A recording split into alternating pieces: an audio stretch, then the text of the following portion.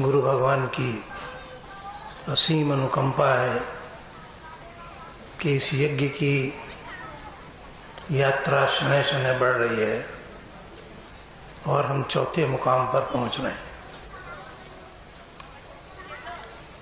असल में जिस आधार पर हर सभा का क्रम चल रहा है, उससे अन्न में, प्राण में और मनोमय कोश की चर्चा बीत चुकी है। आगे के जो दो कोश बनते हैं चौथी और पांचवी सभा में, वो विज्ञानमय और आनंदमय है। मैं समझता हूँ उनकी चर्चा बहुत तर्क संगत नहीं है,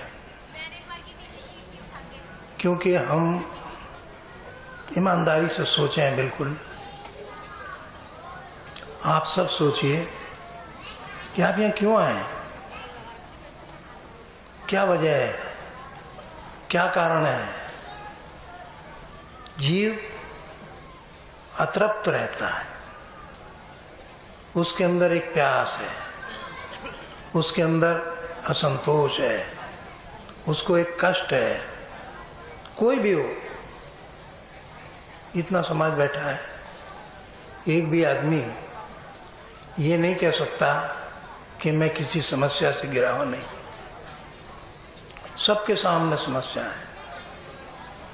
मैं पहली सभा में कहता था कि गीता में भगवान ने जैसा कहा और संतों ने उसकी व्याख्या की, तो उन्होंने ये कहा कि जिस तरह समुद्र में जल होता है और जिस तरफ देखो जल ही जल दिखाई देता है,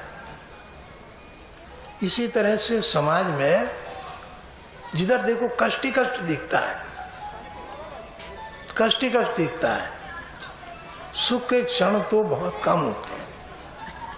समस्याओं से घिरा हुआ है जीव। यहां जो आता है, परमात्मा की शरण में जो आता है, वो तब आता है कि जब संसार से उसे रास्ता नहीं मिलता। भौतिक सारा जितना भी तामझाम है, वो आदमी को सुविधा देता है, उससे कुछ सुख की अनुभूति होती है, लेकिन प्रसन्नता नहीं होती, शांति नहीं मिलती। सुख और शांति दो अलग अलग चीज है। सुख शरीर का विषय है, शांति मन का विषय है। तो शरीर के लिए साधन तो है। अभी हमारे अवस्थी जी कह रहे थे, ये भौतिक जितना भी समाज साधन है, वो हमें सुख तो दे सकता है, शांति नहीं दे सकता। शांति का अंदर निवास है, आत्मा में है, परमात्मा में है, बाहर नहीं है, बाहर के संसार में नहीं है। यहां तो समस्याएं समस्या है। तो हमारे पास जो आता है, मैं तो रोज मिलता हूं, सैकड़ों हजारों भाइयों से मिलता हूं, एक भी ऐसा नहीं मिलता जो समस्याओं से घिरा हुआ नहीं है। हमें लगता है कि बहुत अच्छा है,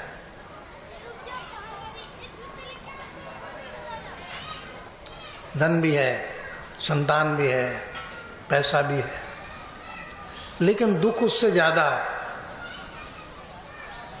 दुख ज्यादा है। मैं आपको सरल करूं। देखो, एक राजा था, राजा बहुत अच्छा था। एक समय आता है चलने का, बीमार हुआ, सारे राजवैद्य आए, देखा, ठीक नहीं हुआ। और जब सारे साधन थक जाते हैं, अपबल तब्बल बाहुबल चौथे बल है राम, है ना। चारों बल जब थकित भये तो हारे को हरिनाम। जब आदमी की सारी कोशिशें बेकार हो जाती तब परमात्मा याद आता है। कैंसर हो गया, आराम नहीं होता, मौत का परवाना आ गया, अब भागता है, पैसा भी है, साधन भी है, डॉक्टर भी है, दवा भी है, शांति नहीं है। ये भी पता है कि मृत्यु होनी है, शांति नहीं है। अभी हमारे बीच में एक बेटी बैठी है, उसको कैंसर बताया है। डॉक्टर ने कहा कि तुम्हारी उम्र 1-2 महीना से ज़्यादा नहीं है। वो इधर से जा रही थी, आश्रम पर रुक गई। परसों जब आई मेरे पास, जिस दिन मैं आया उस दिन ही आई वो पैर। मैंने कहा तू बेटी ठीक है? बोले नहीं गुरुजी, मुझे जॉली ग्रांट से आ रही हूँ, उन्होंने कहा कि तेरी तो 2 महीने से ज़्यादा ज़िंदगी चल नहीं सकती, दवा खाया मत खा। तो उन्हें पेन किलर दे दिया। तो मैंने सोचा कि मैं आश्रम चलती हूँ, महाराज जी की शरण में थोड़ा शांति मिलेगी। और मुझे ताज्जुब हुआ कि वो इतनी शांत है, इतनी शांत है कि उसे इतना लेश मात्र भी, उस दिन से रह रही है, आराम से आ रही है, पूजा में बैठ रही है। न उसने कुछ कहा, न उसने कष्ट दूर करने को कहा, न उसने परिवार को कहा, न कुछ कहा। आदमी कष्ट में अपने कष्ट से नहीं होता। परिवार, हाय मेरा बेटा, हाय मेरा पोता, हाय पैसा, हाय ये फैक्ट्री, हाय ये कोठी, हाय ये कार, क्या होगा, मैं नहीं होगा तो क्या होगा, ऐसा सोचता है। पता नहीं है उसको कि इस सारे ड्रामे में जो प्रकृति का चल रहा है, तेरी कोई भूमिका थी, है ना। एक फिल्म देखते हो, उसमें हर एक की भूमिका होती है। उतने डायलॉग बोलेगा, उससे ज्यादा तो बोलेगा नहीं। उसका रोल ही इतना है, तेरा रोल भी इतना है, खत्म हो गया, छुट्टी हो। लेकिन वो जो दूसरे के रोल की चिंता कर रहा है, वो तो उसके हाथ में नहीं है। सुबह की सभा में मैं कह रहा था कि भगवान ने यही कहा, तुलसी के चिंतन में और गीता के चिंतन में एक फर्क आया। क्या आया? तुलसी ने कहा कि कर्म प्रधान विश्व रचना का, जो जस करे तो तिस फल चाका, कि कर्म प्रधान है विश्व, जो जैसा करता है वैसा फल मिलेगा। लेकिन वो क्या कहता है? गीता कहती है कर्मण्येवाधिकारस्ते, कर्म करना तेरा अधिकार है, तो कुछ भी कर सकता है। आज तुम्हारे पास धन है, आप उस धन को फेंक भी सकते हो, शराब भी पी सकते हो, जला भी सकते हो, बच्चों को भी दे सकते हो, कुछ भी कर सकते हो, और परमात्मा के मार्ग में भी लगा सकते हो। कुछ भी है, ऑप्शन है आपके पास, कर सकते हो। लेकिन उसका परिणाम क्या होगा वो तुम्हें पता नहीं। तुम भले ही पुण्य कर रहे हो, बहुत से पुण्यात्मा इतना दुख भोगते हैं।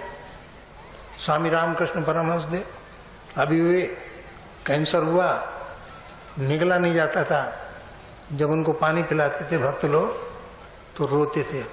रामकृष्ण परमहंस देव तो बाल स्वभाव के थे, बच्चा स्वभाव के, वो भी रोते थे, वो बच्चे, वो उनके भक्त रोते थे। तो कष्ट, इतने पुण्य करने के बाद भी कष्ट, सिद्ध होने के बाद भी कष्ट। माता जिसको सिद्ध थी,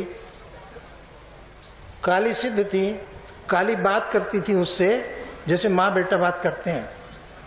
वो बोल दक्षिणेश्वर में उनका मंदिर है, ये कहते हैं कि वो उसकी मूर्ति के आगे, विग्रह के आगे जाते थे तो वो उनसे प्रश्न करते थे कि माँ ये एक बात है, तो वो जवाब देते थे। भक्तों ने कहा कि ऐसा है कि महाराज हमसे आपका कष्ट नहीं देखा जाता। उस जमाने में कुछ ऐसा इलाज भी नहीं था, यहाँ छेद हो गया था, कैंसर पक गया था ट्रैक में, तो कान जो भी इसमें जाता था ऑसोफेगस में, यहाँ बड़ा तकलीफ दे होता था, चाहे पानी डालो उससे होता था। तो भक्तों ने कहा कि हमसे देखो आपका जो प्रिय है अगर उसको तकलीफ हो रहा है तो आपको उससे ज्यादा होगी। आपका बेटा है, उसको दर्द हो रहा है बहुत तेज, वो तड़प रहा है, तो आपका क्या हाल होगा? बेटे से ज्यादा आपको परेशानी होगी। आपका दिमाग तो ये भागे क्या करूं, कौन डॉक्टर को पकड़ूं, कितना पैसा लगे, ठीक होना चाहिए, वो करेंगे। तो आपका जितना कष्ट है आपके कारण नहीं, पुत्र के कारण हो गया।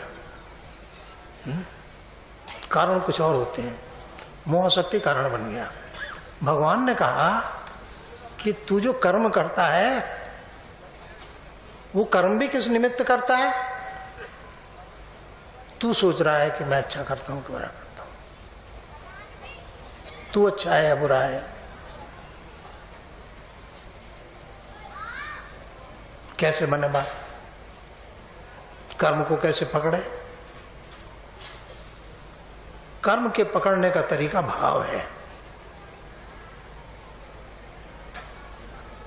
उस राजा का इतना अच्छा शासन था, प्रजा प्रसन्न थी, राजा का अंत समय था, ठीक नहीं हो रहा था। तो जब आदमी पे कोई साधन नहीं रहता तो महात्माओं के पास भागते हैं, हाँ महाराज आप दुआ कर दो। मेरे पास बहुत लोग आते हैं, मेरे पास क्या धरा है, कुछ नहीं, फालतू की बात है। जिसको लाभ हो रहा है वो उसके श्रद्धा और विश्वास से हो रहा है, मेरे से नहीं हो रहा। एक आदमी को विश्वास नहीं है उसको कोई फायदा नहीं होगा, कोई फायदा नहीं होगा। जिसको विश्वास है उसको अपार फायदा हो सकता है। अभी हमारी बेटी बैठी है, इनकी सास थी, कई बार सुनाता हूं मैं ये प्रथा, कई बार उनको कैंसर हुआ, कैंसर इतना बड़ा पक गया, जाने का समय आ गया, सत्संग से जुड़ी, लेकिन उस महिला में कितना विश्वास था मैं आपको बता नहीं सकता। वो मुझसे कहने लगी कि महाराज मेरे पति की भी मृत्यु एक बीमारी में हुई, वो डॉक्टर थे, और वो इतनी भयंकर बीमारी है कि सारा शरीर सुकड़ जाता है,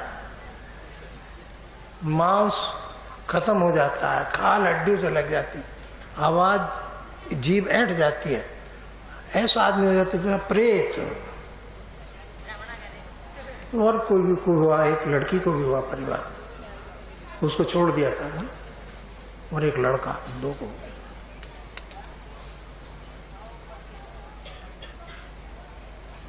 तो बोले कि आप मेरे यहाँ आइए।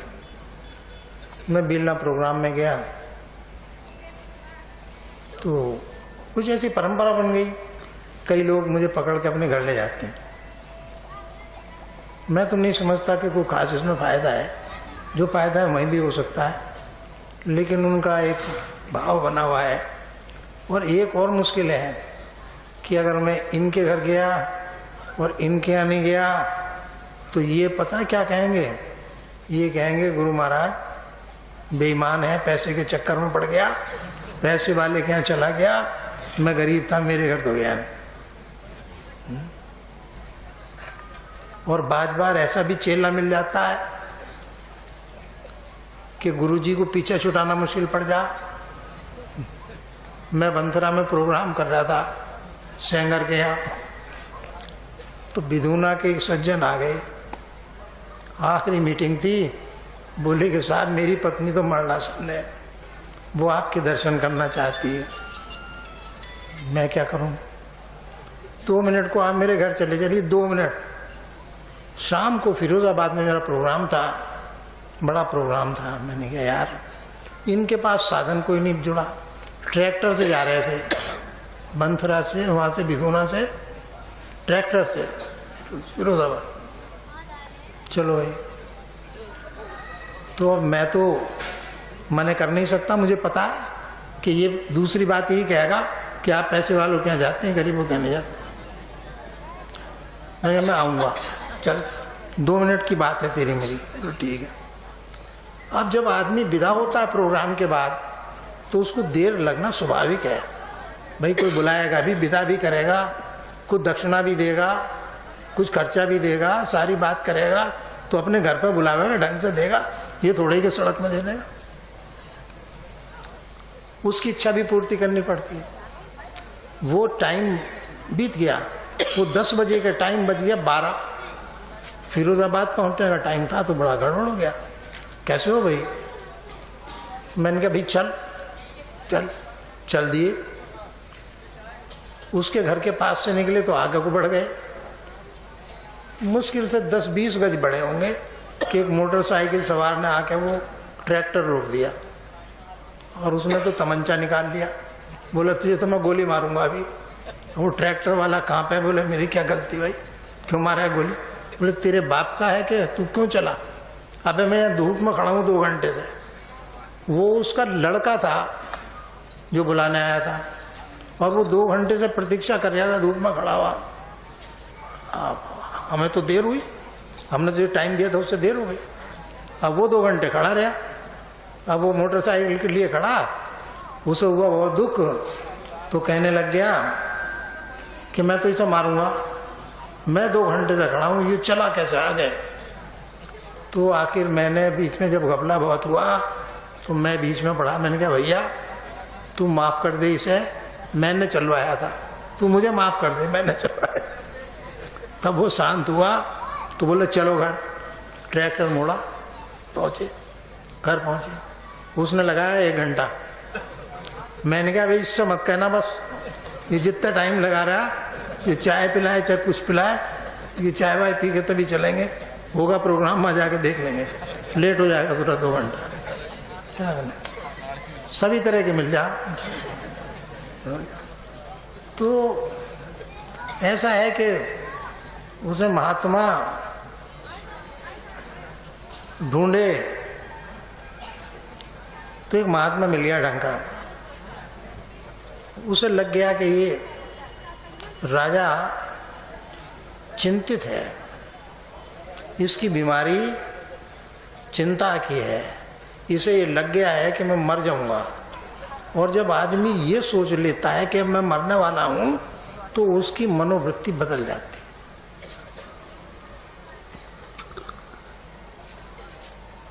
उसने कहा कि ऐसा करो राजा, किसी एक ऐसे आदमी का, तुम्हारे राज्य में सब संपन्न है, किसी एक ऐसे आदमी की कमीज मांग लो एक पहनने को, किसी से कोई कष्ट नहीं हो, कोई समस्या नहीं हो, कोई दुख नहीं हो, उसकी मांग लो कमीज, और ये मेरी गारंटी है कि तुम उसी दिन ठीक हो जाओगे, उसी दिन, दूसरा दिन नहीं लगेगा। राजा बोला ये क्या बात है, हमारे राज्य में प्रजा प्रसन्न है? बोला प्रसन्न है तो देख लो। मंत्री की ड्यूटी लगा दी, मंत्री भागा। जिस किसी से पूछे कि भाई तू प्रसन्न है? बोले यार प्रसन्न तो हूँ, मेरा लड़का बीमार है। किसी से पूछा कोई, उसने कहा जी मेरी पत्नी मर गई, मैं दुखी। किसी को पैसा नहीं, किसी पे पत्नी नहीं, किसी बीमारी है, किसी पे मुकदमा है, किसी का झगड़ा है। भाई यार क्या है? एक आदमी मिलकर ना दिया, पूरे राज्य में ढूंढ लिया, एक आदमी नहीं मिला। बाद में किसी तरह उसे ये पता चला कि उसका मंत्री गया किसी गांव में, तो लोगों ने कहा कि भाई ये आदमी सुखी है। वो एक मजदूर था, उसके पास झोपड़ी थी, झोपड़ी पे छप्पर टूटा हुआ था बीच में। उसके पास वो पूछा कि भाई तू खुश है? बोला कि हाँ साहब मैं खुश हूँ। बोले कि तेरा तो छप्पर भी ठीक नहीं। बोले कि क्या फर्क पड़ रहा है? ठीक नहीं तो आधा छप्पर ठीक है, इसमें मैं गुजर कर रहा हूँ, मुझे मजा आ रहा है। बोले क्या पैसा? बोले पैसा मैं मजदूरी करता हूँ, मेरे हाथ पैर दिए परमात्मा ने, मजदूरी करता हूँ, खाता हूँ, कोई दिक्कत नहीं। तो उन्हें तू खुश है? बोले कि हाँ बिल्कुल खुश हूँ। तो उसने कहा तू अपनी कमीज दे दे यार चल। वो बोला कि कमीज होती तो मैं तो मजदूरी करूँ, ये फटा हुआ कुर्ता है। तो बोले चल राज दरबार में चल, वहां चल। कहते हैं कि उससे ही ठीक हो गया विश्वास। अब उसे ठीक कैसा हुआ? राजा ने कहा तू इसे, उस महात्मा ने कहा इसे देख, इस पर कुछ नहीं है, इस पे छप्पर भी नहीं, इस पर कुर्ता भी नहीं, ये तो प्रसन्न है। और तुझे राज्य की चिंता है, क्या होगा, लड़का क्या करेगा, मंत्री क्या करेगा, फौज क्या करेगी, अबे क्यों मारा जा रहा है? समझ में आ गई, समझ में आ गई। चिंता छोड़ दे तो ठीक हो जाएगा। तो कारण कुछ और होता है और कृपा कुछ और होती है। अब उनका क्या हुआ कि उस भयंकर बीमारी में वो मुझे अपने घर ले गए। मैंने जो देखा तो वास्तव में नर्क इससे बुरा नहीं हो सकता। घर में उन्होंने रस्सी बांध रखी थी और वो पकड़ पकड़ के बेचारे दोनों चलते थे। आवाज़ उनकी ढंग से निकलती नहीं थी, वो ही समझती थी उनकी भाषा को। इतने इतने नेकर से पहना रखे थे प्लास्टिक के, उन्हें सर खाते थे, वो शौच वौच हो जाते हैं। वो कहने लगी कि महाराज मैं ये जानती हूँ कि मेरे बाद इनकी कुछ सेवा नहीं हो सकती। ऐसा कर दो कि जब तक ये जीवित हैं तब तक मेरी मृत्यु ना हो।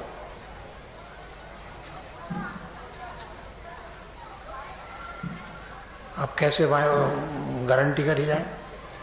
तो मुझे भी इतनी दया आई कि कह नहीं सकता कि किस तरह ये माँ का ही हृदय था जो सेवा कर रही थी, दूसरा नहीं रह सकता। तो वो बृहस्पति को आने लग गई और ताजुब ये होगा उनका कैंसर दबने लगा, दब गया और दब के यहाँ हो गया था, मुंह पर दब गया और दब के बिल्कुल नॉर्मल हो गया। ये पता ही नहीं था कैंसर हुआ इसको, ये भी पता नहीं कि फुंसी भी निकली यहाँ, बिल्कुल जस्ट नॉर्मल। और बोली मैं ठीक हो गई, ठीक हो गई, बड़ी कृपा हो गई, ठीक हो गई। अब वो बच्चे प्रसाद भेजते थे वहाँ से हर बृहस्पति को कि प्रसाद लगा दो, प्रसाद लगा देते थे। वो प्रसाद खामे थे, करते करते क्या हुआ, उनमें से एक की मृत्यु हुई, फिर दूसरे की हुई। 2-3 साल लग गए इसमें, 2-3 साल तक नॉर्मल रहे। जब दूसरे की भी मृत्यु हो गई, उसके 15 दिन बाद उनके फिर शुरू हो गया, फिर कैंसर बढ़ना शुरू हो गया। देखिए 3 साल तक साइलेंट हो गया, 3 साल बाद फिर उभरा। तो बोले कि महाराज मेरे फिर हो गया। मैंने तुम्हारा वादा था कि जब तक ये जीवित है तब तक ना हो। तो बोले हाँ महाराज अब मैं जल्दी जल्दी करूँगी। अब उन्होंने कहा कि मैं अपनी पोते की शादी करूँगी, एक प्रोग्राम करूँगी। और उनकी वृत्ति एकदम सात्विक बन गई, सात्विक बन गई। इतनी शांत महिला भी मैंने नहीं देखी, बहुत शांत। अब उन्होंने कहा कि मुझे समय मिला, ये 1 साल जीवन का, इसका सदुपयोग कर लूँ।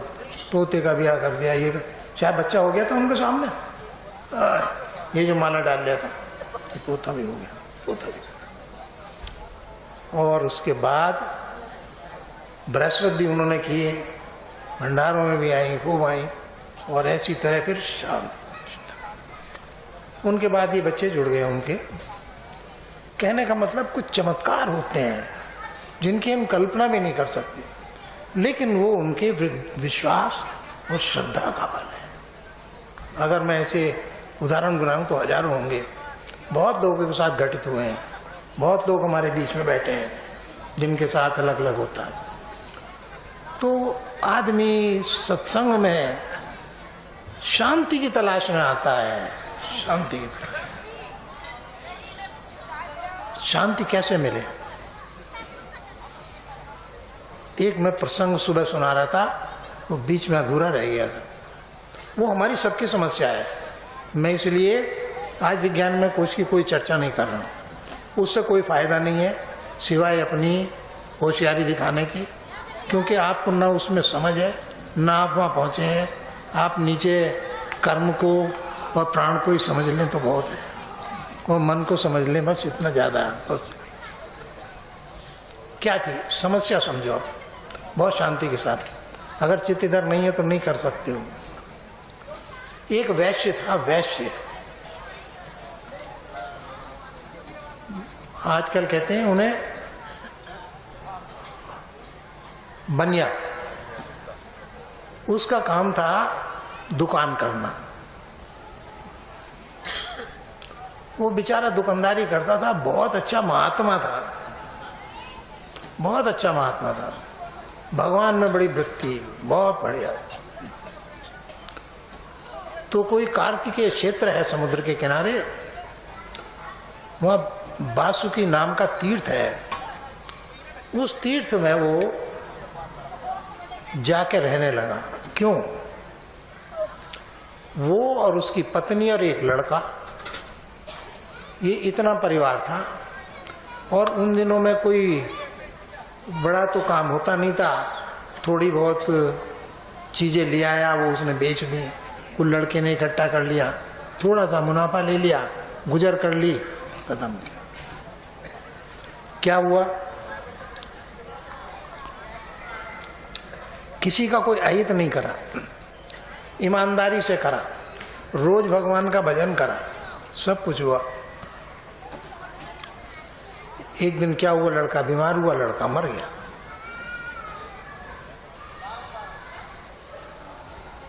बहुत दुख हुआ। एक ही बेटा, विवाह भी नहीं हुआ, विवाह करना चाहता था, मृत्यु हुई। क्या करें? लेकिन उसका ईश्वर से आस्था नहीं हटी, बोले कि भाई परमात्मा है। फिर उसकी पत्नी का देहांत हो गया, अब वो बेचारा एकला रह गया। आप क्या करें? तो उसने सारा त्याग दिया। उम्र भी उसकी 60 साल के करीब हो आई थी, चला गया। वो कार्तिक क्षेत्र में पहुंचा, बासुकी तीर्थ पर गया। वहां पर उसका मन में एक शंका पैदा हुई। क्या शंका? शंका ये थी कि देखो, मैंने इतना पुण्य किया, मैंने किसी को कष्ट नहीं दिया, मैंने किसी को बेईमानी नहीं करी, गरीबों को मैंने मुफ्ती दिया, सारा परोपकार करते करते भी मेरा पुत्र मरा, मेरी पत्नी मरी, मैं भी हालत में आ गया। क्या? तो परमात्मा क्या न्याय है कि नहीं है? मुझे तो नहीं लगता कि न्याय है। अब इस शंका से जो उसकी मानसिक स्थिति थी, जो शांति की स्थिति थी, आज आपकी परमात्मा में विश्वास है, कल को आपका परमात्मा को छोड़ो, परमात्मा देखा नहीं, कोई आदमी मुझसे ही प्रेम करता है, कल को मुझ पर विश्वास करने लगे तो मुझसे तो उसे कोई फायदा फिर नहीं होना है, क्योंकि फायदा तो उसके विश्वास का था, वो हो रहा नहीं, बात खत्म हो गई। अब उसे परमात्मा पर जब विश्वास नहीं रहा, अंदर से टूट गया, उसके मन की शांति भंग हो गई। अब वो तीर्थ में जा पड़ा कि हो सकता है इस तीर्थ में मुझे शांति मिले।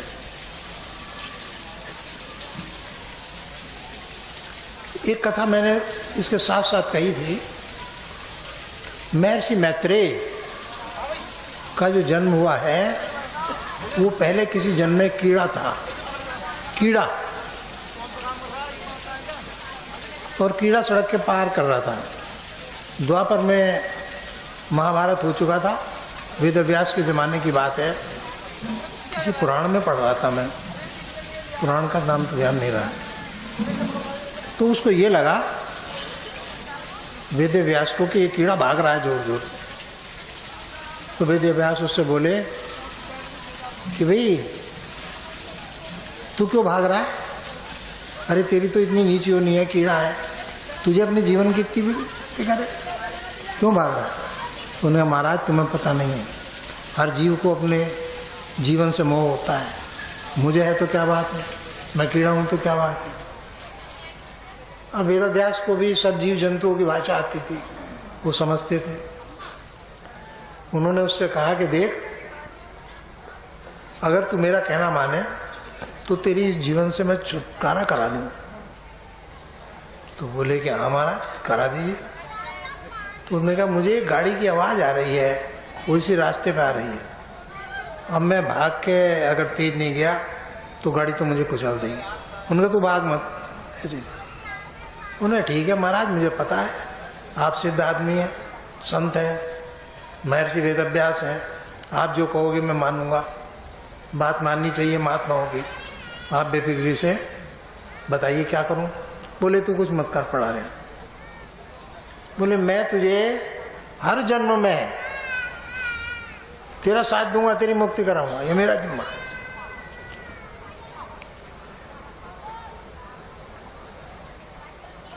गाड़ी आई, गाड़ी इस पर उतर गई, कीड़ा पिट गया। अब उन्होंने उसके जीव से कहा, जीवात्मा से कहा कि देख तू अब दूसरी योनि में जन्म ले। वो बहुत सी योनियों में गया, कौवा बना, कुत्ता बना, सियार बना, गधा बना, सारे पूर्ण अपने पाप कर्मों को भोगता भोगता अंत में मनुष्य बन गया। हर योनि में जब वो पहुंचा तो महर्षि वेदव्यास से मिलते थे और उससे कहते थे कि तू आगे बढ़, तू आगे बढ़। जब मनुष्य बन गया तो उसने कहा कि देख अब तेरे पुण्य करने का समय आ गया, तू ईश्वर में वृत्ति लगा, मैं तुझे और बेहतर। फिर वो एक ब्राह्मण के घर में जन्म लिए, वेद पढ़े, कर्मकांड किया। उसके बाद उन्होंने उससे कहा कि तू और आगे बढ़। तो वो जो जन्म हुआ उसका महर्षि मैत्रेय के रूप में हुआ। उस जन्म से पहले, महर्षि मैत्रेय के जन्म से पहले जो उसका जन्म हुआ तो वो किसी ब्राह्मण के यहाँ था, बच्चा 5 साल का। तो 5 साल का बच्चा था तो महर्षि वेदव्यास बोले कि भाई तेरी आयु पूर्ण हो रही है, तू अब ऐसा कर कि तू बाहुक क्षेत्र में चला जा, कार्तिकेय क्षेत्र में बाहुक तीर्थ है, वहीं चला जा। और वहां नंदभद्र नाम का एक व्यक्ति है, तू उससे मिलना, उसे संशय हो गया है, उसका संशय दूर कर ले, वो भक्त आदमी है। देखो परमात्मा कैसी व्यवस्था करता है कि भक्त का संशय भी वो दूर करने का प्रयास करता है। पहुंचा, ये 5 साल का बच्चा वहां पहुंच गया, तीर्थ में पहुंच गया, फिर उस स्थान पर पहुंच गया, देवस्थान पर, तीर्थ में। पूछा भाई नंदभद्र कहाँ रहता है? पता चला ये व्यक्ति नंदभद्र है। तो वो कहने लगा जाके कि भाई तुम नंदभद्र क्यों परेशान हो? तो उसने कहा कि यार मैं क्या परेशान हूँ, तुम बच्चे हो, तुम्हें जीवन का अनुभव नहीं है, मेरे साथ ऐसी ऐसी घटना हुई, मुझे लगता है कि परमात्मा के न्याय नहीं। तो उसने उसे समझाया, उसने कहा देख मैं कीड़े से जन्म लेते लेते बदलते बदलते अपने कर्मानुसार इस स्थिति में आया हूं। नंदभद्र दिक्कत क्या है कि दुनिया में 4 तरह के आदमी हैं, 4 जो इस जन्म में सुख भोग रहे हैं लेकिन पाप कर रहे हैं, बुरे कर रहे हैं, अत्याचार करते हैं, कत्ल करते हैं, डकैती करते हैं, चोरी करते हैं, बेईमानी करते हैं, उनके पास संतान भी है, धन भी है, सब। ऐसे हैं। एक वो लोग हैं, ये लोग जब मृत्यु को प्राप्त होते हैं तो अपार दुख भोगते हैं, इस जन्म के कर्मों का परिणाम भोगते हैं। दूसरे वो हैं कि जो इस जन्म में कष्ट भोग रहे हैं, अगले जन्म में अच्छा भोगते हैं। जैसा नंदभद्र है, इसने अब सारे पुण्य किए हैं, पाप नहीं है, ये आगे को सुख भोगेगा। नंदभद्र तू आगे को सुख भोगेगा, आपके पुण्य तेरा आगे काम करेंगे। दो बात। तीसरे वो हैं कि जो इस जन्म में भी दुख भोगते हैं और मृत्यु के बाद भी उसका प्रेत परेशान ही रहता है।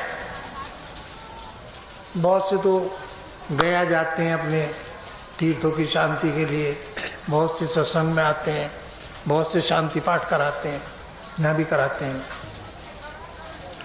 तो जो इस जन्म में भी दुखी, अगले जन्म में भी दुखी। और एक ऐसे होते हैं जो इस जन्म में भी सुखी और अगले जन्म में भी सुखी।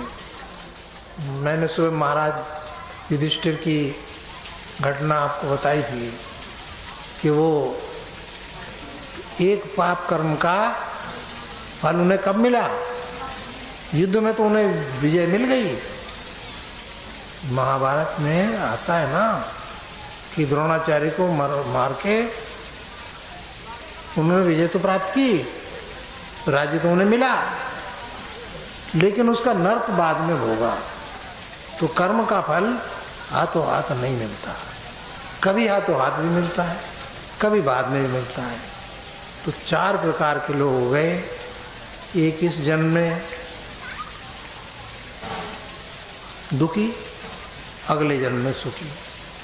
एक इस जन्म में सुखी, अगले जन्म में दुखी। एक इस जन्म में सुखी और अगले जन्म में भी सुखी, और एक इस जन्म में दुखी और अगले जन्म में भी दुखी। चार प्रकार। बोले ये सब अपने कर्मानुसार है। नंदभद्र इसमें कोई दुखी हो नहीं। अब नंदभद्र को लगा कि यार हाँ ठीक है। अब वो लड़का बोला कि मेरे जीवन का इतना ही समय था, बस अब मेरे जितने भी आयु थी वो पूर्ण हो रही है। मैं एक हफ्ता में शरीर त्याग दूंगा। तो वहां से उसने आहार त्याग दिया, भजन में लग दिया, जैसे महाराजा परीक्षित का हुआ था। तो वो अपना आत्मचिंतन में लग गया बच्चा, और 7वें दिन उसने शरीर छोड़ दिया। नंदभद्र ने उसकी अंतिम क्रिया करी, लकड़ी पकड़ी लाया जंगल से, दाह क्रिया कर दी। उसी ने अगले जन्म में महर्षि मैत्रेय के रूप में जन्म लिया, ऐसा हमारी पुराण कहती हैं। तो हमें कई मुझसे भी कहते हैं कई लोग कि मैं तो पाप नहीं कर रहा, मैं काहे की सजा भुगत रहा, पाप करूं। पहले कोई हुआ था, उस पाप का फल तू अब भोग रहा है। भोगना जरूर है, पुण्य भी भोगना है, पाप भी भोगना है। हमारी रोज की जिंदगी में बस इन सुख दुख से ही हम परेशान होते हैं। सुख से यह विश्वास, हमारा परमात्मा से भी विश्वास हट जाता है। ऐसे कष्ट आते हैं कि आदमी विश्वास करना छोड़ दे। महाभारत में एक बड़ा भारी अच्छा प्रसंग आता है कि जब द्रौपदी को दुर्योधन सभा के बीच में, देखो ऐसी घटना आज नहीं हो सकती जैसी द्वापर में हो। ऐसा कोई भी राजा ये नहीं कर सकता कि वो किसी महिला को संसद में उसका कपड़े उतरवा दे, नहीं कर सकता। उस जमाने में हुआ, उस जमाने में हुआ। भीष्म जैसे आदमी थे, द्रोणाचार्य जैसे आदमी थे, युधिष्ठिर जैसा धर्मराज था, कर्ण था, सारे थे। उनके बीच में ये घटना घट रही थी, तो उसका चीरहरण होता दिखाते हैं लोग। ये कहते हैं कि भगवान उस वक्त भोजन कर रहे थे, कृष्ण भोजन कर रहे थे, रुक्मिणी भोजन करा रहे थे। अचानक उनका मुंह लाल हो गया और क्रोध से उनकी आंखें तमतमाने लगी। रुक्मिणी बोली कि महाराज, क्या भोजन में कुछ ऐसी त्रुटि हो गई है या कोई चीज ऐसी तीखी है कि आपको इतना चेहरा लाल हो गया और आपके ऐसा लग रहा है कि बड़े क्रोध में है, क्या बात है? तो भगवान कृष्ण बोले कि रुक्मिणी, बात ये नहीं है, तुम गलत सोच रही हो, खाना ठीक है। एक दिक्कत क्या है कि मेरा भक्त परेशानी में है और उसकी परेशानी में वो मुझे याद करता है। अब मैं बड़ा दुखी हूं, क्या करूं? तो रुक्मिणी बोली कि महाराज, जब आपको पता है कि आपका भक्त है और कष्ट में है और आप समर्थ हैं कि उसे ठीक कर सकते हैं, तो क्यों नहीं कर रहे? मैं विश्वास की बात कर रहा हूं। महाभारत में वेदव्यास का बोल है। वेदव्यास कहते हैं कि भगवान ने कहा कि अभी उसे कुछ और भरोसा है, जब पूरा भरोसा मुझ पे कर लेगी, उसका पूरा भरोसा मुझ पर हो जाएगा, तब मैं मदद करूंगा। द्रौपदी ने अपने दांतों से जब किसी तरह नहीं उसे रोक पाई, तो दांतों से साड़ी का पल्ला दबा लिया कि किसी तरह से इज्जत तो बचे। पूरा प्रयास करता, पूरी प्रयास कर रही थी। तो उन्हें ये लगा कि कृष्ण बोले कि अभी इसे भरोसा है किसी और का, मेरे पर नहीं है। अगर मेरे पर किया होता तो मैं करता। एक झटका दुशासन ने दिया, मुंह से उसकी साड़ी का पल्ला खींच दिया। पल्ला खिसका, अब वो चिल्लाई और जैसे ही उसकी चीख निकली तो वो भगवान तक पहुंच गई। उन्होंने फौरन उस साड़ी का बढ़ना शुरू हो गया। ये बहुत से कैलेंडरों में दिखाते हैं कि ऊपर से साड़ी आ रही है। इतनी बात तो जरूर है कि जब परमात्मा पर पूरे विश्वास के साथ आदमी निर्भर करता है तो मदद करता है, मदद करता है। जब तक हमारा बल चलता है तब तक वो मदद नहीं होती।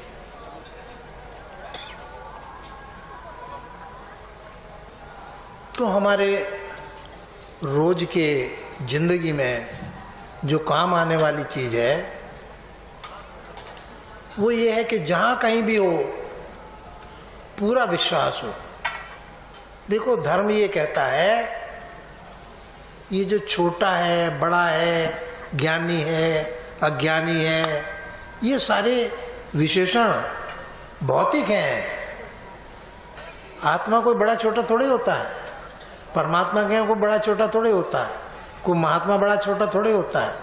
आप इस वजह से बड़ा कहते हैं कि वो खूब पढ़ा लिखा है तो बड़ा हो गया, उसके पास भीड़ ज्यादा है तो बड़ा हो गया, उसके पास आश्रम बहुत है तो बड़ा हो गया। उससे बड़ा थोड़ा हुआ। बड़े के लिए तो कुछ और चीज चाहिए। बड़े के लिए ये नहीं चाहिए, आध्यात्म में इससे बड़ा नहीं होता, संसार में इससे बड़ा होता है। संसार में पैसे से बड़ा होता है। आपके पास खूब धन है, आप बड़े हैं। आपके पास खूब गाड़ी है, आप बड़े हैं। आपके पास बहुत इंडस्ट्री है, बड़े हैं। लेकिन आध्यात्म में बड़े नहीं हैं। आध्यात्म में बड़े होने का मतलब और होता है। वो क्या है कि आदमी, मैं फिर एक प्रसंग सुनाता हूँ, फिर एक प्रसंग। जिस वक्त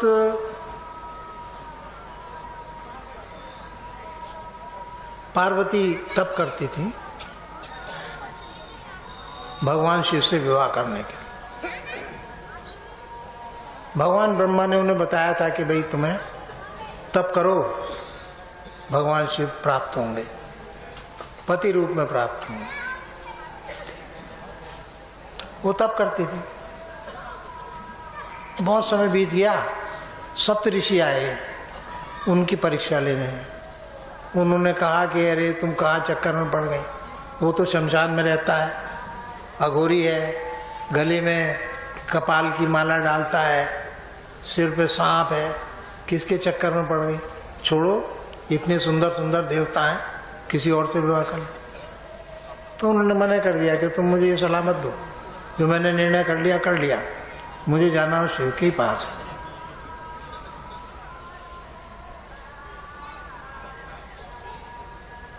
अब देव ऋषियों की परीक्षा में, सप्त ऋषियों की परीक्षा में तो पास हो गए। असली परीक्षा क्या है? असली परीक्षा अब आ रही है। हुआ ये कि वहाँ जहाँ तप करती थी पास में एक छोटा तालाब था। तालाब में एक मगर ने एक बच्चे को पकड़ लिया और वो बच्चा कह रहा था बचाओ बचाओ बचाओ।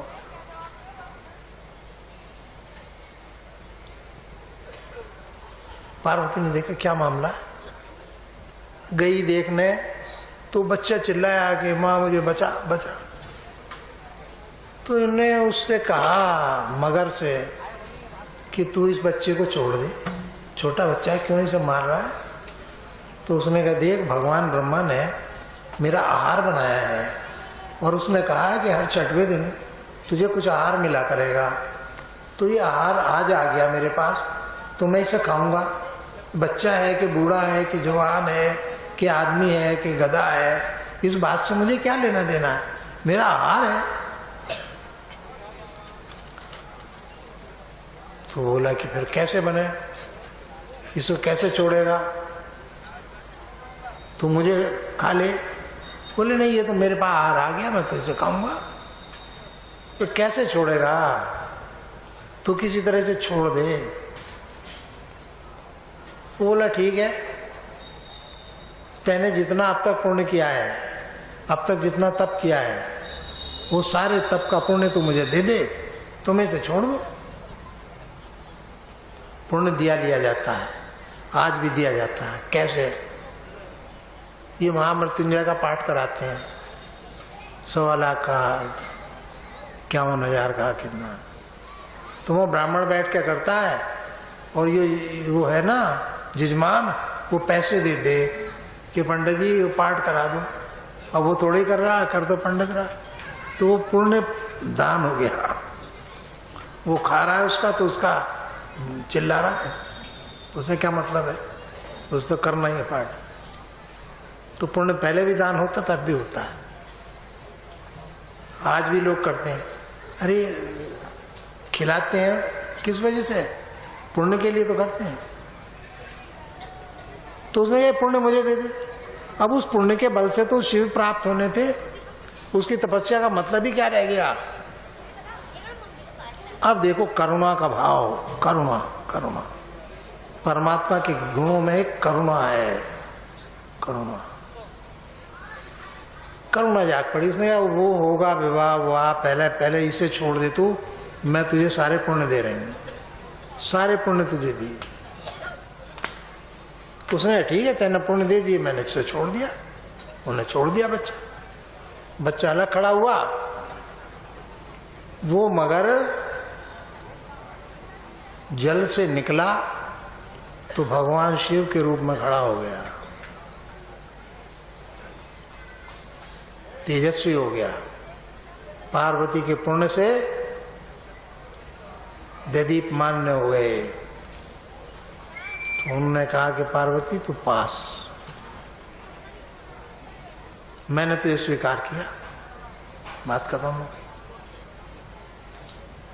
तो ये पुण्य आदमी के अंदर परिवर्तन आना चाहिए, करुणा आनी चाहिए, प्रेम आना चाहिए, त्याग आना चाहिए, ईर्ष्या द्वेष छूटना चाहिए, किसी को काम का नुकसान पहुंचाना, झगड़े करना, चोरी डकैती सब गलत। इन कामों को छोड़े तब इधर उसके अंदर में परिवर्तन आ जाए, फिर देखो कितनी शांति आती है। सत्संग का चलने का मतलब पहले अपने अंदर में परिवर्तन आना। पुनर्जन्म होता है, पुनर्जन्म। द्विज कहते हैं ना, द्विज का मतलब समझते हैं? द्विज का मतलब है दूसरा जन्म वाला। एक जन्म तो माँ के गर्भ से, और एक होता है परिवर्तन जब आदमी उस मार्ग पर चल पड़ता है तो उसके अंदर पूरा परिवर्तन आने लगता है। एक दिन में नहीं आएगा, 10 साल में आएगा। उसको महर्षि मैत्रेय को जन्म लेते लेते कीड़े से और वहां तक 500 जन्म लेने पड़े, यात्रा पूरी हो गई। हम भी अच्छे कर्म करेंगे तो हमारी यात्रा भी आगे बढ़ेगी। हम तो यात्रा में हैं, हमसे भी गलती होती, हमसे भी पाप बनते हैं, हमसे भी पुण्य होता होगा। पाप और पुण्य का कोई फर्क नहीं पड़ता, लेकिन यात्रा बढ़नी चाहिए, ये गुण आने चाहिए। ठीक है, अब हम बात को विराम देते हैं। कल सुबह को थोड़ा सा आगे की चर्चा करेंगे। चौथी सभा के हिसाब से कल सुबह लेंगे। अब थोड़ी देर अभ्यास कर लें जो गुरु महाराज ने बताया। देखो ये अभ्यास तो बहुत छोटा है, लेकिन ध्यान योग में 5 स्तंभ हैं। 5 स्तंभ कौन से हैं? एकाग्रता है, एकाग्रता। इस वक्त हमारा मन अनेकाग्र है, बहुत तरफ भाग रहा है, एक तरफ आना है, उसके लिए प्रयास होना है। दूसरा, परिमितता होनी चाहिए, अनाप शनाप खर्च नहीं करना चाहिए, है ना। जितनी आवश्यकता हो उतनी चीज अपने पास होना चाहिए। मान लो मुझे जाड़ा लगता है, बंडी की जरूरत है, तो मैं 1-2 रख लूंगा, खत्म।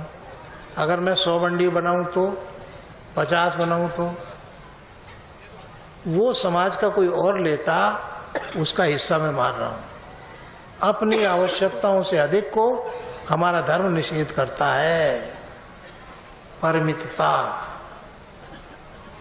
तीसरा चीज है शुभ दृष्टि।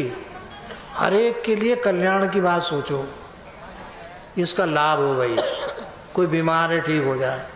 अब हमारे पास कोई बीमार आता है तो हम अमित के पास भेज दें कि भाई चलो चले जाओ वहाँ, पहले फोर्टिस में तो वहाँ चले जाओ, अब साईं में वहाँ चले जाओ, जो भी आएगा। क्यों भेजते हैं? क्योंकि ये उनका ख्याल करते हैं, ये उसको फीस कम कराएगा, दवाई सस्ती दिलवाएगा, जो कुछ करेगा, जो भी सहयोग हो सकता है, तो लाभ कर रहा है, सेवा कर रहा है। यही तो धर्म है। आंख मीचना ही धर्म थोड़ा ही है। हमारा कर्म भी तो है। हमारा कर्म क्या कर रहा है? हम समाज को फायदा कर रहे हैं कि नुकसान कर रहे हैं, कि लोगों को कैसा व्यवहार कर रहे हैं? ये धर्म का है। अंदर से करुणा है, करुणा का भाव है। तो तीसरा शुभ दृष्टि। चौथा है अभ्यास। देखो ये अभ्यास रोज करना चाहिए। ऐसा होता है बहुत से लोग, तो हमारे यहाँ बृहस्पति में हो ना सत्संग, तो उस दिन आके ध्यान करें, और फिर अगले बृहस्पति को आंख नीचता होगा, घर पर किसी दिन नहीं करता, किसी दिन नहीं करता। मैं सबसे एक बात कहता हूँ कि जो सत्संग से कहता है कि हम जुड़े हुए हैं, उसे रोज अपने घर पे परिवार को बैठाना चाहिए।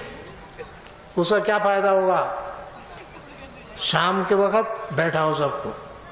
शराब नहीं पी सकता, शाम को ही पीने जाते थे लोग हट्टी पे जाकर। किसी पार्टी में नहीं जा सकता, कहाँ जाएगा? शाम को तुमने पूजा में बैठा लिया, भजन करेगा या पार्टी बाजी करेगा? तुमने आरती करी, दीपक जलाया, ध्यान करा, 1-8 घंटा बैठे तो सात्विक वृत्ति हो जाएगी, फिर खुरापात नहीं कर सकता, ये हमारी गारंटी है। जो वाकई में पूजा में बैठेगा तो वृत्ति एकाग्र होगी। तो मैं कहता हूँ कि सत्संग से जुड़ा हुआ वो व्यक्ति है कि जो रोज अभ्यास करता है ना। और बुढ़े आदमियों से तो मैं ये कहता हूँ कि जो 60 या 60 से ऊपर हो गए हैं, उन्हें रात के वक्त सोना नहीं चाहिए, तामसी चीज है। रात में 1-2 घंटा अभ्यास करना चाहिए। कमजोर हो कोई बात नहीं, बैठ के मत करो, लेट के ही करो, उसकी याद तो करो। ये तो सोचो कि मैं उस परमात्मा के गोद में सोया हूं। यह अभ्यास। और आखिरी तत्व है वैराग्य। वैराग्य से त्याग बनता है। एक आदमी मुझे देता है पैसा सत्संग के लिए, क्यों देता है? दूसरा सोचता है कि क्या फायदा देने से, अबे ना दे तो भी वही खिचड़ी खानी है, दोगे तो भी वही खिचड़ी खानी है, क्या फर्क पड़ रहा है? चलो दे दो 10 रुपये गुरु जी को, छुट्टी हो गई। सोचना है। कोई ये सोचता है कि इतना समाज है, मेरा अंश इनमें लग रहा है, वो इसलिए देता है। वो उस पुण्य का भागी हो गया कि जो हमें मिलता था। वो तो इतने लोगों ने भोजन किया उस अंश को, एक ने थोड़ी दिया, हजारों आदमी खा रहा है, तो कुछ ना कुछ तो उसको पुण्य मिलेगा। तो वो पुण्य नहीं देख रहा है, उसकी वृत्ति पैसे बचाने की है। आप ताज्जुब करोगे कि जब आखिरी, हमारा शास्त्र क्या कहता है, मतलब तमीज से बैठो। आप क्या बदतमीजी कर रहे हो? सीधे बैठो, ये क्या बात है? आप ही नियम तोड़ते हो और वो क्या कहोगे?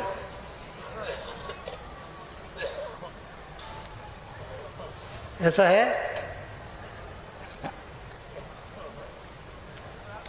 कि हम वैराग्य में आप किसी को 1 पैसा भी नहीं दे सकते बगैर वैराग्य के।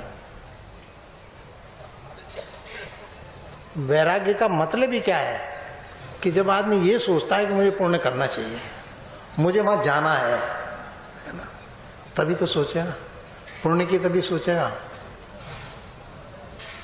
मैंने ऐसे आदमी देखे हैं कि हमारा धर्मशास्त्र क्या कहता है कि जो आचार्य है, जो उस यज्ञ को संपादन करा रहा है, उसका आशीर्वाद देना बहुत जरूरी है, उसे प्रसन्न होना जरूरी है। इसीलिए तो दक्षिणा दे। पंडित जी को क्या दिया? पंडित को देते हो दक्षिणा कि नहीं? अब खाना खिला दिया, बात खत्म हो गई। दक्षिणा किस बात की? दक्षिणा इसलिए कि वो प्रसन्न होकर आशीर्वाद दे। तो हमारे यहाँ क्या परंपरा बना रखी है कि वो आखिर में आएगा, यज्ञ पूर्ण हो गया, प्रसाद अर्पण हो गया, अब वो उनको भेंट कर रहा है। ये लो 1 रुपया लो महाराज। मैंने अठन्नी भेंट स्वीकार करी, बताऊँ? अठन्नी सवाल अठन्नी का नहीं था, सवाल उसके भाव का था। भाव का। एक लड़का आया मेरे पास, बहुत, मेरे ख्याल से 70 के करीब की बात है। उस वक़्त पैसे की कीमत थी, तो उसने मुझे अठन्नी दी। तो मैंने कहा तू इधर को रुक जा। आदमी भी कम आते थे, 150 आदमी सारे होते होंगे।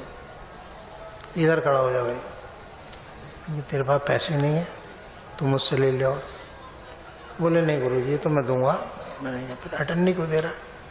बोला कि जी मेरे पास कुल 5 रुपए थे, कुल मेरे पास थे ही ना 5 रुपए थे, तो 1.5 रुपया मेरा किराया लग रहा वहाँ से और 1.5 रुपया इधर से लग गया, 3 रुपये तो हो गया किराया, बचे 2 रुपये। 3 दिन भंडारे में मैंने, वहाँ भी कैंटीन उस जमाने में चले थे, लेकिन उस जमाने में 4 आने की चाय हो गई थी और 4 आने की हो जाती थी जलेबी या पकौड़ी, 8 आने कर लिए।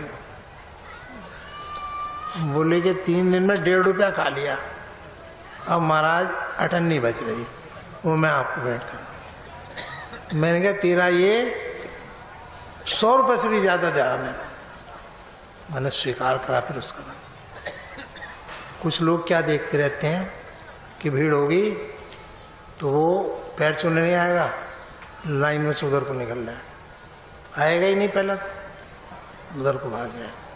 वो सोचता है क्या यार खाओ खाना छोड़ो। हर आदमी की मनोवृत्ति अलग है, जितने यहाँ बैठे सबकी मनोवृत्ति अलग है, एक सी नहीं है। कुछ की दान की है, कुछ की नहीं है, कुछ चोरी की दृष्टि से आवे, वो चप्पल ही चुरा कर उठा ले जाएगा, किसी के पैसे याद लग जाएगा। आज तो मेरे पास किसी ने कुछ पैसे किसी के गिरे हैं वहाँ मंदिर में, अगर वो मुझे बता दे कि इतने रुपए हैं तो मैं उसको दे दूंगा, बता देना भी आगे। कुछ ऐसे होते हैं कि परवाह नहीं करते। एक वक्त ने तो क्या करा, एक अंगूठी गिर गई किसी की ढोलक बजाते हुए, किसकी गिरी? तेरी। तो उसने उठा के मुझे दे दी, ये ढोलक वाले गिर गई थी। तो सवाल ये है कि सभी तरह के लोग हैं, सभी तरह के, तो आशीर्वाद लेने के लिए ये दान करते हैं, आशीर्वाद लेते हैं, ये थे ब्रह्मा। तो हमारे यहाँ तो कोई कंपलसरी है नहीं, हमारे यहाँ तो आओ तो ठीक, नहीं आओ तो ठीक, दो तो ठीक, ना दो तो ठीक। गुरु महाराज चला रहे हैं, हम तो चला नहीं रहे, न तुम चला रहे ना हम चला रहे, वो चला रहे। जिसका अंश लगवाना है बहुत बढ़िया चल रहा है, बहुत बढ़िया। मैं तो इन विधुना वालों से भी शुरू में जाके मैंने ये कहा कि भाई सबकी खुली दावत कर दो, खाना खाने तो आ जाओ, मत आओ सत्संग, खाना खाना आ जाओ, आओ आओ। तो खूब अब पूरी बनती हैं, खूब आपते हैं हजारों।